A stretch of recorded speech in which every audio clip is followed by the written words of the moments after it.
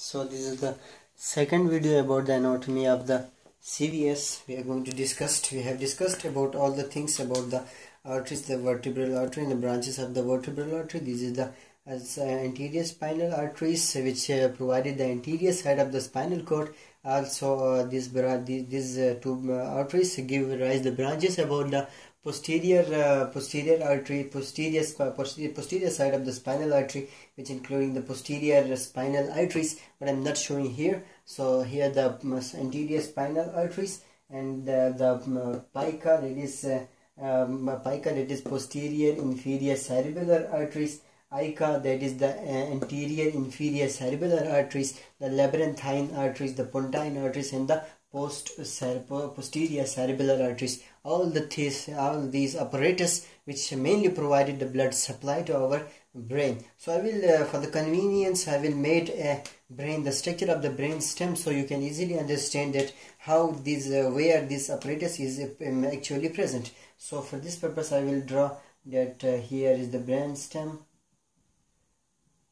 The midbrain. I will draw on the midbrain. For example, you suppose that it is the midbrain. Supposition for the. So it is difficult to make here, but I will try to make. So this is what we call the midbrain. I made here. This is the pontine, and this is the pons. This is our pons.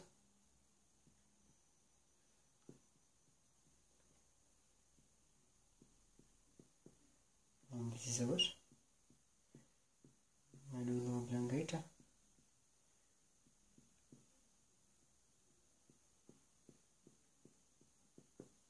So I think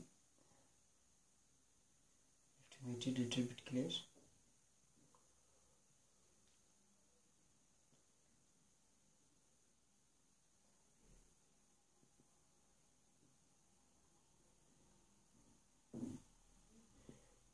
And here is the Medulla Oblongata.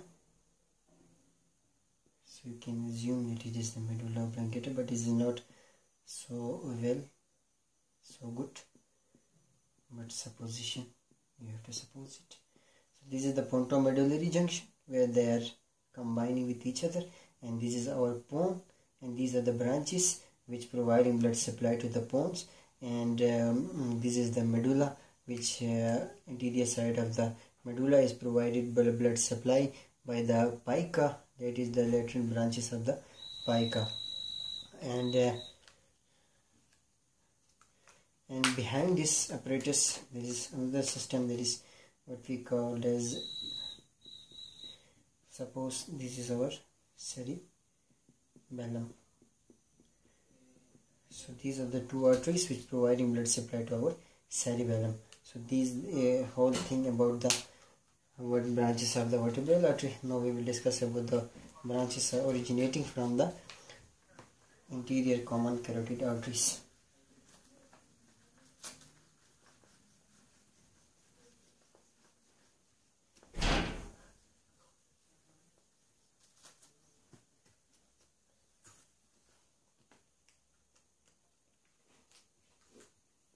So I will make here again the arch of aorta. This is the arch of aorta. This is the. Now I am making only the common carotid arteries. These are the branches originating. This is left common carotid artery, right common carotid artery, which mainly originate from brachiocephalic trunk. So it will go upward, make a sinus, and bifurcate here, the external and internal. Sinuses. These are the. So this is the left common carotid artery, the right common carotid artery. This is the carotid sinus, and these are the internal carotid arteries, and these are the external carotid arteries. So I will discuss about the internal carotid artery, that is where the internal carotid artery goes, and what are the parts and what are the part of our brain which are provided blood supply mainly by the internal carotid arteries.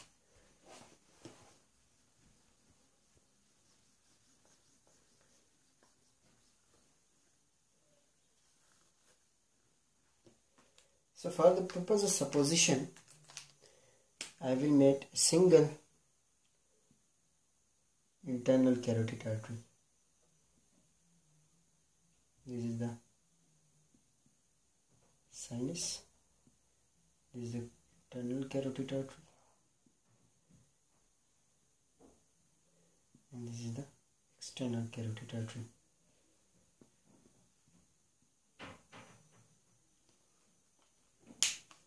So in our brain, if you look in our brain, there is a structure in the temporal bone. For example, this is the temporal bone. It has a structure. It has a foramen, little canal, by the help of which the interior carotid arteries enter into the brain. There it is. This is the canal, and this canal move on the side, and with the help of another foramen, it's reach into the brain.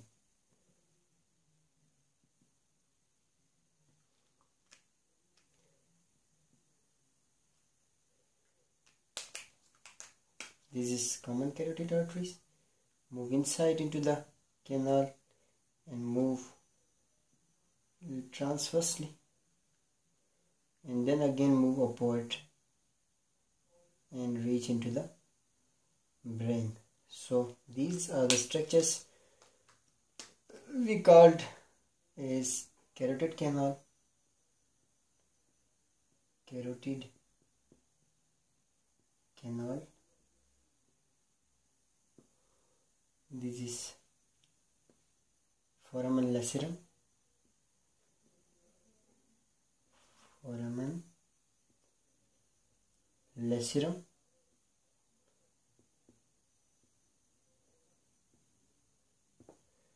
and once the internal carotid arteries cross the foramen lacerum, it reach into a place where the blood are returning from the brain towards the heart. So here there is a enlargement which is called sinuses. It open into the sinus, and this sinus is called cavernous sinus. Cavernous.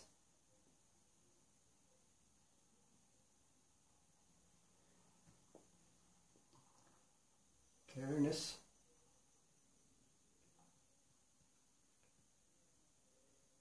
Cavernous sinus. Cavernous sinus. Once this internal carotid artery, it is internal carotid artery. This internal carotid artery from the carotid sinus bifurcate into external and internal carotid artery. This internal carotid artery moves upward toward the brain side and enter into the carotid canal of the temporal bone present in the temporal bone. And after this carotid canal enter into the carotid canal, this artery, that is internal carotid artery, migrate toward the left side and enter into another type of the foramen which is called foramen lacerum, and after this it enter into the cavernous sinus, which is the fluid filled cavity and containing the blood supply. So it enter into the cavernous sinus, and after this entering into the cavernous sinuses, it starts rising the branches.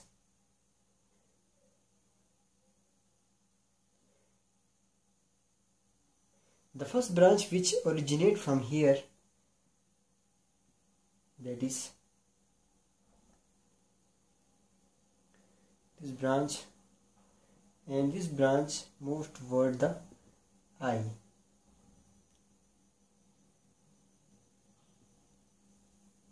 This is our eye, suppose. So it moves toward the eye and mainly give branches to the retina. So these are the central retinal arteries, which are providing blood supply to the eyes. And the second branch, which move toward the posterior side, this is, and this is what we called posterior.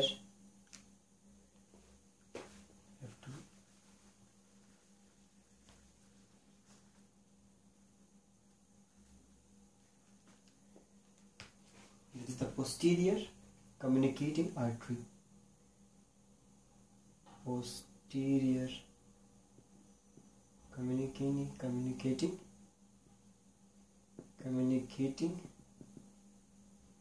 artery.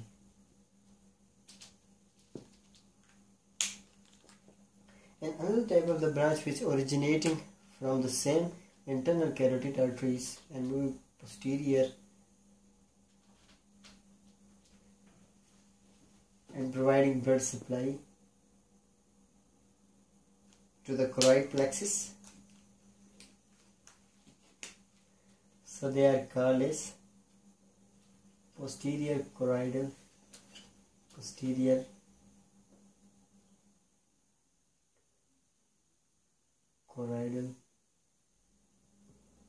arteries.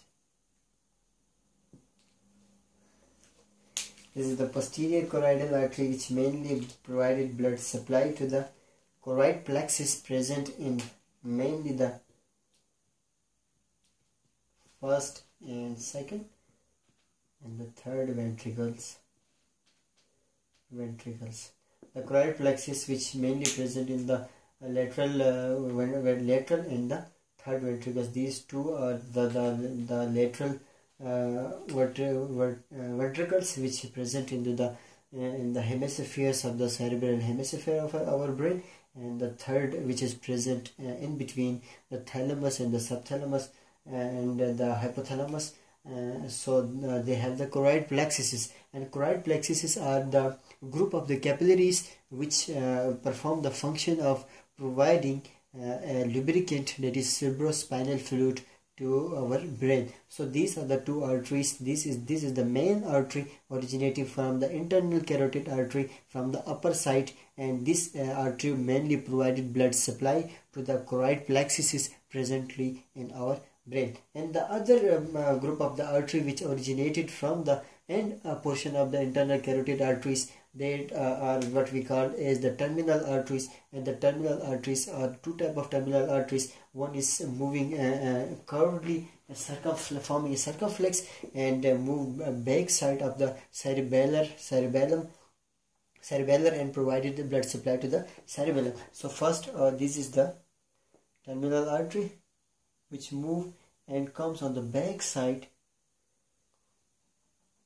So this is what we called artery, and another, this is the artery.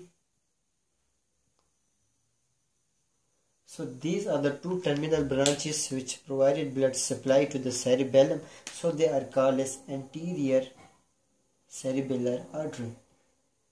Anterior cerebral artery. And this is the branch, that is medial cerebellar artery. Medial cerebral artery.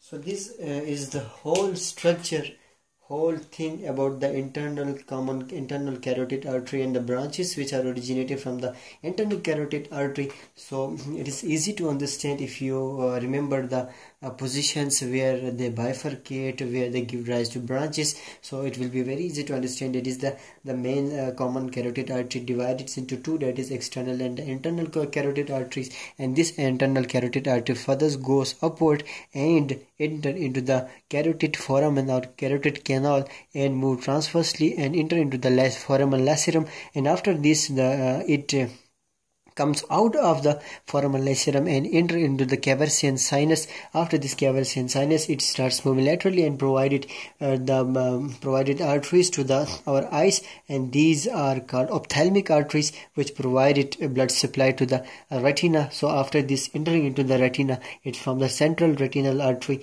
which provide blood supply to our eyes, and the another group of the arteries which mainly arises from the arch, that is the posterior choroidal arteries, which provided blood supply to the choroid complex, choroid plexuses present in the first, second and the third ventricle, and the another group of the artery, that is the posterior communicating artery. And what are the function of this posterior communicating artery and why it is called communicating artery, I will discuss later once I made the whole apparatus about the circle of Willis. Then it will be very easy to understand. It is the one branches and one internal carotid artery, and at the same time this is another group of the artery, that is the left common carotid arteries. And if we suppose that this is the right common carotid artery, and which giving the internal and external branches, at the same time the another branch, that is the left common carotid artery, give the same branches, that is internal and external common carotid arteries, which move upward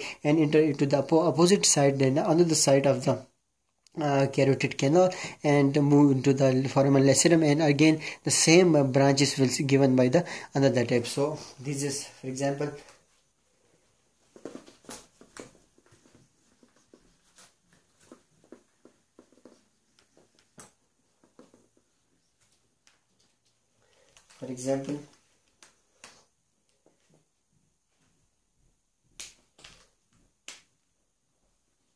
this is first right internal carotid artery, this is left internal carotid artery, these are the external carotid arteries, this is the sinus. So here it enter into the carotid canal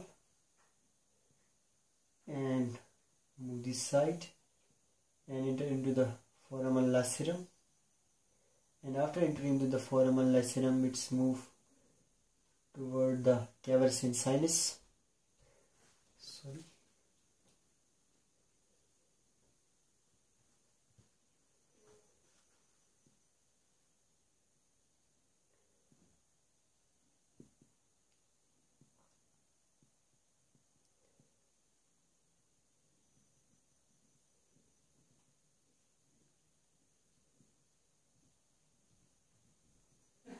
This is the caversian lacerum, foramen lacerum.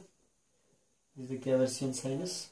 It enters into the caversian sinus, and it goes on this side and give the lateral branch, terminal branches,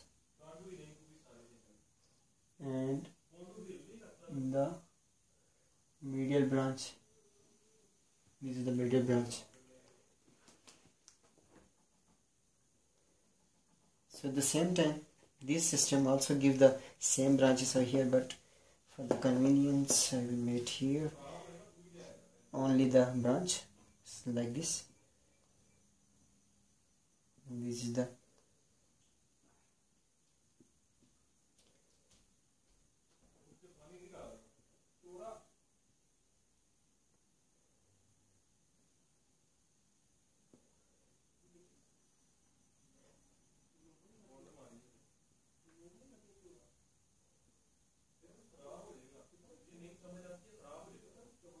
here is the, for example, this is the caversian sinus, and on this side the another internal carotid canal and the internal carotid. So here you can see that the two internal carotid arteries that is the left and the right internal carotid arteries move on the, for example, this is our brain, we make, so it enter in here to the temporal sinuses and give branches over here like this one. These are the branches and they form posterior communicating arteries. So for example, these are the internal carotid arteries which move into the carotid canal, and after the entry of the carotid canal move toward the foramen lacerum and then into the Caversian sinuses, and Caversian sinuses after internally giving branches and terminal branches, that is the anterior cerebellar arteries and the medial cerebellar arteries. And I have made here the communication and another communication, another group of the arteries which made a communication between these two is called as anterior communicating. This is anterior communicating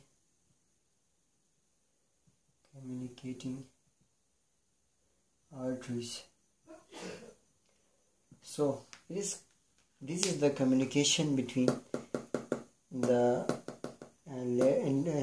anterior cerebral artery and anterior cerebral artery of right common internal common carotid artery, and the communication between the anterior cerebellar artery of the right internal carotid artery and left internal carotid arteries. So this is the anterior communicating artery between the two branches. So after this I will make a complex structure in easy way so you can easily understand.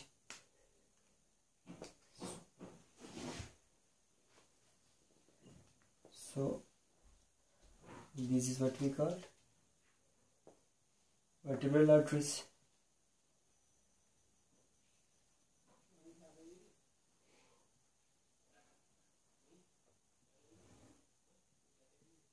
Basilar artery, suppose this is pica and ica. These are the branches to the lateral side of the medulla oblongata. These are the branches to the cerebellum. And after this, labyrinthine. And after this, the pontine. And after this, the anterior cerebellar artery. So this is the whole thing about the branches which are originating from the basilar artery, and another branches which we have discussed right now, there is the branches of the common carotid arteries. For example, I have made here a common carotid artery. This is the common carotid artery.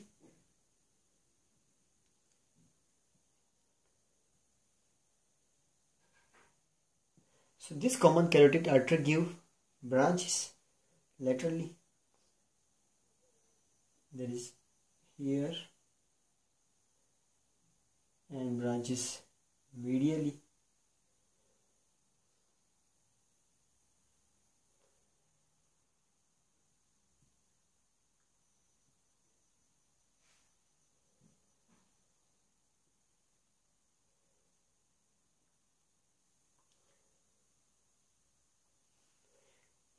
It is not so, I think so, it is not so clear, so I will make a little bit smaller this one so you can easily understand.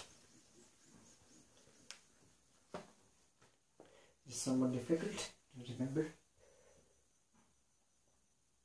This is the cerebellar artery, basilar artery.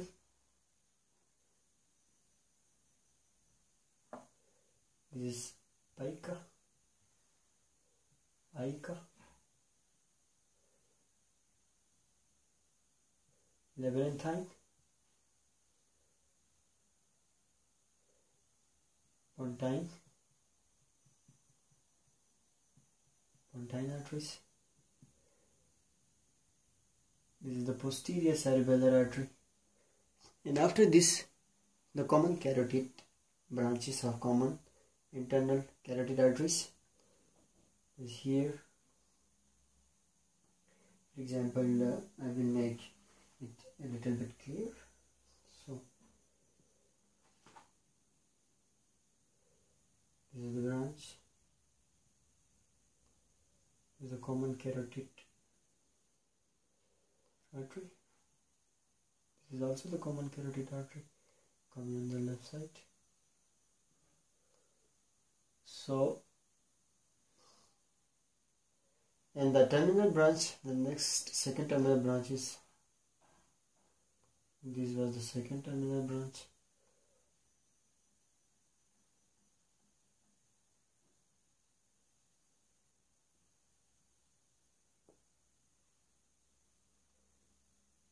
And we discussed about the ophthalmic artery and the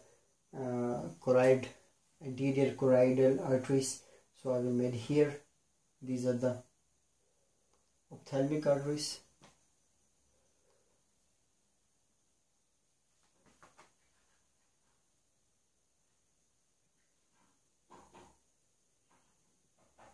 Here the ophthalmic arteries. And here the posterior choroidal arteries providing blood supply to our choroidal plexus.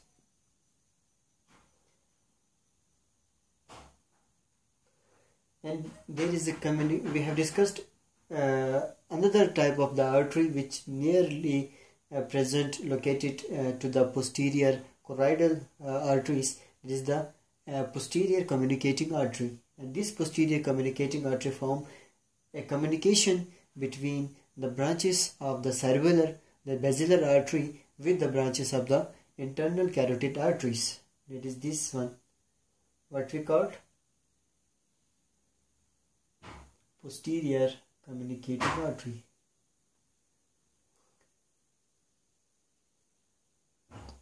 And another group of artery we have discussed right here, which form a communication between here. So this is called anterior communicating artery.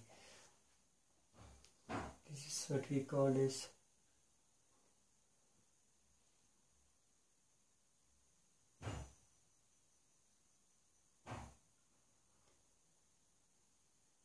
so. For convenience, I am making a little bit broader. So this is the whole thing which we discussed here. So we can see that here a circle is formed. That is like a circle. This is like a circle. So this circle present in our brain stem, just above the brain stem, mainly present into the subarachnoid space and floating into the cerebrospinal fluid.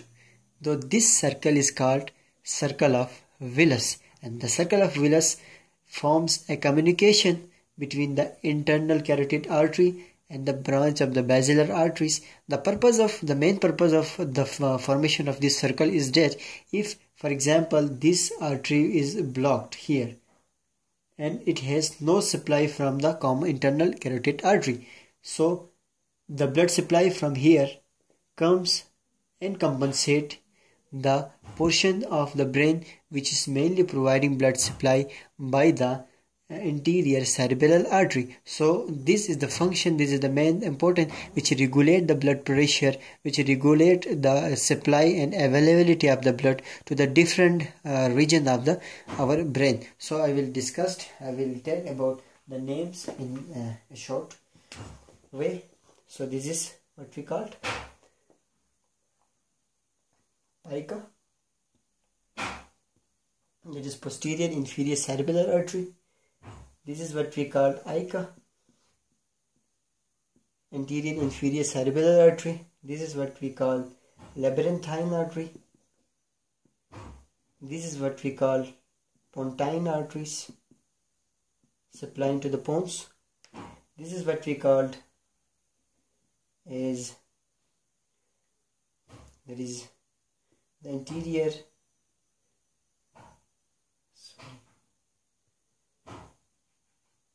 it is the posterior cerebellar artery. This is the posterior communicating arteries. This is the posterior choroidal arteries, choroid plexus. This is also the posterior choroidal plexus arteries, and these are ophthalmic arteries. These are the terminal branch, which is called as anterior medial cerebellar arteries. Medial cerebellar artery, and this is called anterior cerebellar artery, and the whole this apparatus is called circle of Willis. Thanks for watching this video, and we will discuss about the branches of the external carotid arteries in detail in our next video.